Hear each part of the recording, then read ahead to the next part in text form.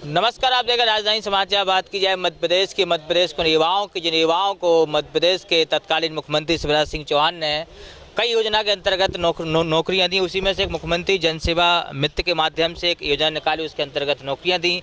अब युवा चुनाव के बाद भटक रहे हैं, क्योंकि अब लोकसभा चुनाव भी हैं लेकिन विधानसभा चुनाव हो गए। उन युवाओं से बात करते हैं, किस माध्यम से कैसे क्या नौकरियाँ दी गई थी? देखिए, हमें जो 2023 में माननीय शिवराज सिंह चौहान जी की सरकार थी, शिवराज सिंह चौहान जी ने हम लोगों को जो है अटल बिहारी वाजपेयी एवं नीति विश्लेषण संस्थान के द्वारा हम लोगों की नियुक्ति की गई थी इंटर्न के लिए। उन्होंने ये कहा था हमारे द्वारा जो है समस्त जो मध्य प्रदेश की जनकल्याणकारी योजनाएं हैं वो समाज के प्रत्येक हितग्राही तक पहुंचाने का काम हम प्रशासन और जनता के बीच में एक सेतु का काम कर रहे थे। हम लोगों का पहले 6 महीने था इंटर्नशिप, जो बढ़ाकर 1 साल कर दिया गया है। अब वर्तमान में 31 तारीख हमारी वो समय अवधि ख़त्म हो गई है, तो हमको बिना बताए हमारे जो अधिकारी होते हैं ज़िले के और ऊपर से भी AIGGP के द्वारा हमारी सेवाएं समाप्त कर दी गई हैं। पूरे प्रदेश के 9300 जो हमारे युवा मित्र हैं उनके समय समक्ष जो है पूरा रोजगार का संकट खड़ा हो गया है। हमारी जितनी भी महिलाएं, हमारे युवा वर्ग जो कहीं ना कहीं लगा हुआ था, कोई ऑनलाइन के काम कर रहा था, कोई काम कर रहा था, तो मामा जी ने ये आश्वासन दिया था कि आपको स्थायी रोजगार दिया जाएगा। परंतु आज हमें 2 दिन से भोपाल के अंदर इकट्ठे हुए थे शाहजहानी पार्क में। हमारा अधिकार था, ये मौलिक अधिकार है कि हम कहीं भी जाके हम मौलिक अधिकार के अंतर्गत हमारी एकता बनाए रखते हैं, हमारी अभिव्यक्ति की स्वतंत्रता है। तो पुलिस द्वारा हमको वहाँ से खदेड़ा गया। हम जो है मामा जी के घर के आगे गए, वहाँ से भी हमको दूर एक पार्क में खदेड़ दिया गया है।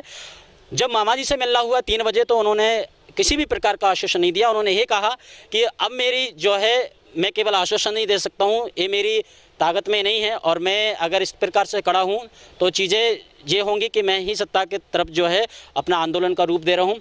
तो हम लोग जो है जब हमारी किसी ने भी नहीं सुनी तो हम हमारे विपक्ष के पास आए हैं, और हमें पूर्ण आशा ही नहीं पूरा विश्वास है कि विपक्ष हमारे इस आंदोलन को मजबूती दे। हमारे 9300 ये तो कहने के लिए युवा हैं, लेकिन हमारे 9300 पूरा परिवार है। इन पूरे परिवार की रोजी रोटी चलती थी, उस पर इस तरीके से लात मारना ठीक नहीं है। तो हमारा इन सब जनसेवा मित्रों की तरफ से भी ये निवेदन है कि विपक्ष हमारा साथ दे और हमारे आंदोलन को मजबूती दे। कुछ और युवा भी साथ में आए हैं, क्या है, अब क्या आशा मिल रही है, क्या बातचीत हो रही है? कोई आशा नहीं मिल रही, वही तो प्रॉब्लम है। कोई हमको कुछ बता ही नहीं रहा क्या करना है। जी कुछ बेटियां ही पहुंची हैं, आप भी इसमें जुड़ी हैं, क्या कहना चाहती हैं, बोलना चाहेंगी? मैं यही कहना चाहूँगी कि जो सरकार कहती है महिला सशक्तिकरण, नारी शक्ति की बात करती है, तो हमारे लिए क्या कर रही है? हमें बेरोजगार क्यों कर रही है? जब आप 500 युवाओं को हर वर्ष रोजगार देने की बात करते हैं, तो आप बेरोजगार क्यों कर रहे हैं हमें? क्या आप क्या कहना चाहती हैं वर्तमान? वैसे तो सरकार महिलाओं के लिए, लड़कियों के लिए बहुत सारी सहायता का वो करती है, वादे करती है, लेकिन हम 2 दिन से यहाँ वहाँ भटक रहे हैं, हमारे लिए कोई सहायता नहीं है।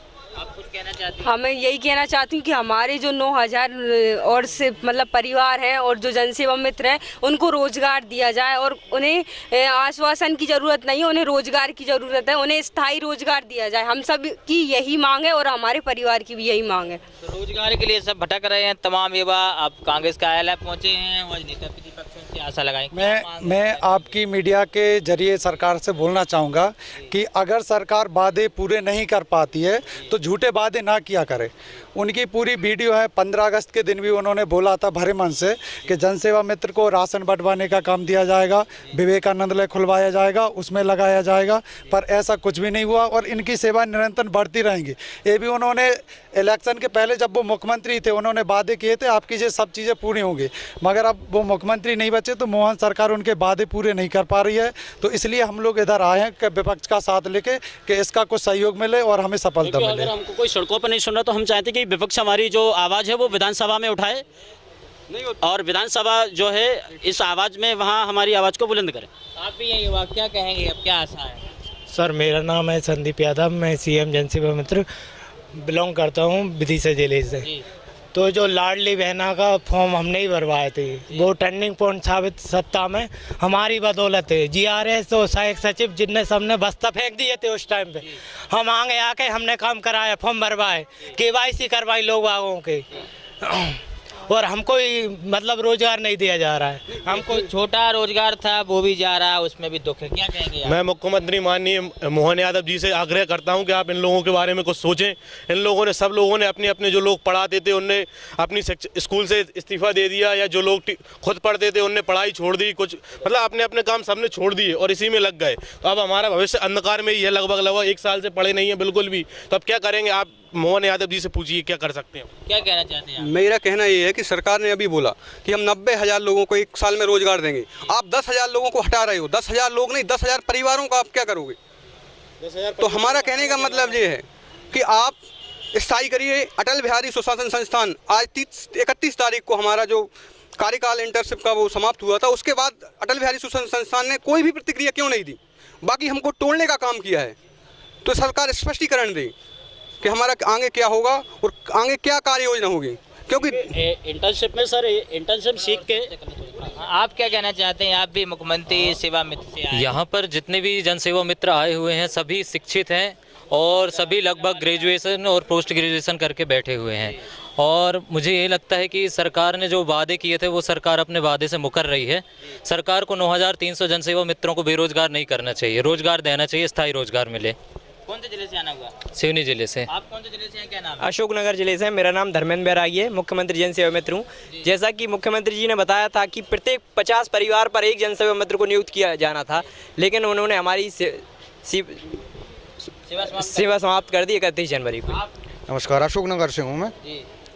मुख्यमंत्री जी ने बहुत बार मंच से हमको आश्वासन दिया है मुख्यमंत्री जनसेवा मित्र बनने के बाद, और हमने मतलब इतने सारे कार्य किए हैं। गरीब व्यक्तियों का राशन कार्ड बनाना, और जो छोटे छोटे बस्तियों में रहते हैं जिन तक लोग बाग पहुंच नहीं पाते, जिन तक GRS नहीं पहुंच पाते, उन तक पहुंचकर उनको उठाकर उनकी जो समस्याएं हैं, या फिर अपना प्रधानमंत्री आवास ले लो, मुख्यमंत्री आवास ले लो, उन सभी योजनाओं का हमने उनको प्रचार प्रसार के तहत और अपने SDM या अपने जनपद सदस्य जनपद उनसे मिलकर हमने उन चीज़ों को किया। और आज ये स्थिति है कि हमारी कोई सुनवाई नहीं हो रही है। सुनवाई क्या, हम मतलब परमिशन के लिए हैं, 2-3 दिन से यहाँ पे हमारे लगभग जनसेवा मित्र आ चुके हैं। हम 8 दिन से यहाँ पे रुके हुए हैं, पर हमारी कोई सुनवाई नहीं हो रही है।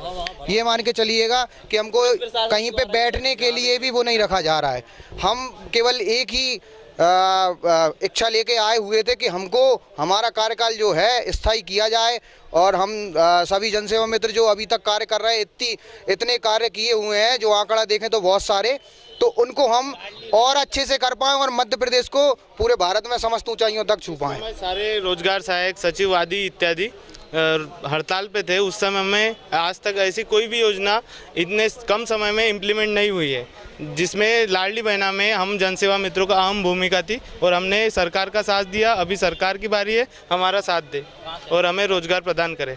हम जिला छिंदवाड़ा से।